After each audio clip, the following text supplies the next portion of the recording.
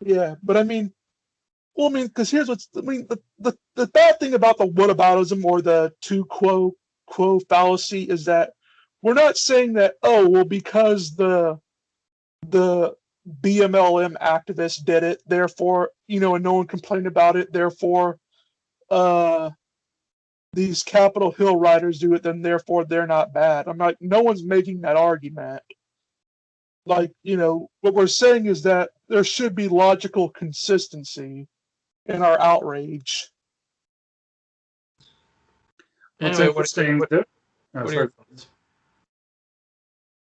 I'm just saying, if we're going to be outraged over violence, political violence, we should be equally outraged no matter what side the rioters are on. Yeah, I was about to ask Dave what are his thoughts. Well, it's interesting. The there's a couple ways you could look at it. I would tell you that the data on quote unquote and anti-fascists not being present is inaccurate for a couple of different reasons. For starters, you could look at, well, I'll just tell you, there's an interesting situation that kind of came about. There's a guy named John Sullivan. He's the founder of an organization called Insurgents USA or Insurgency USA. I think it's Insurgents USA. And he's been not only seen in numerous videos there, but he's also been seen in a lot of photographs that were taken there. And that group is based out of Utah. Anyway, so he was there, and on his website, he had actually organized an event to coincide with that exact event at that exact time.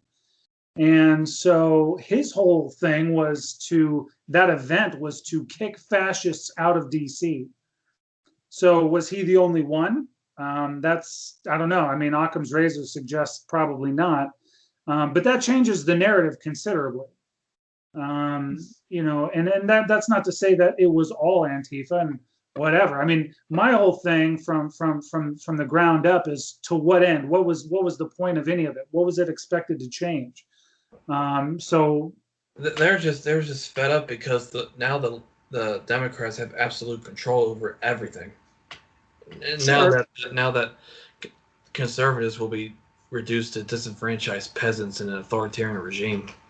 Well, perhaps, but I mean, not necessarily the first time, and it's not the first time it hasn't swung the other way. I mean, I think, sensationalism is a big part of kind of what we're seeing, and it's unfortunate, right? Because then it's an all or nothing situation. Well, yeah, it kind of did happen because with the disgrace of Nixon, the Republican Party was pretty much dead at that point, but then it bounced right back with Reagan, and he was their new savior of sorts.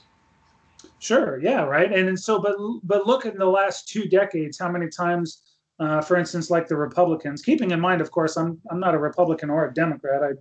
Right. I don't subscribe to that, but look at how many times the Republicans have had total power, where they've had the House, the White House, and the Senate, and what did they do? What have they gotten done?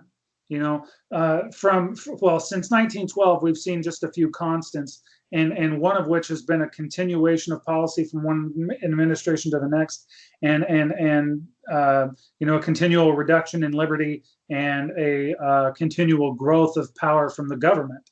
Haven't done a whole lot because the right has been losing the culture war for the last 100 years. Yeah, but even when they have the opportunity to switch that, they don't. And again, that goes back to the constants.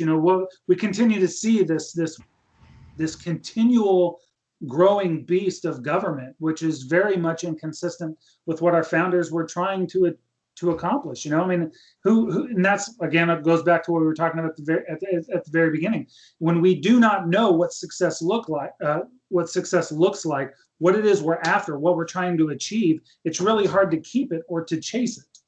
That'd be like telling me or me telling you to go find success when I don't really describe what success is for you. All right, well, what does that mean? What am I going to go do? Well, I don't know. You figure it out. Well, okay. Success to you isn't necessarily success to me. If we're not on the same page, we got an issue. Yeah, it's a good point.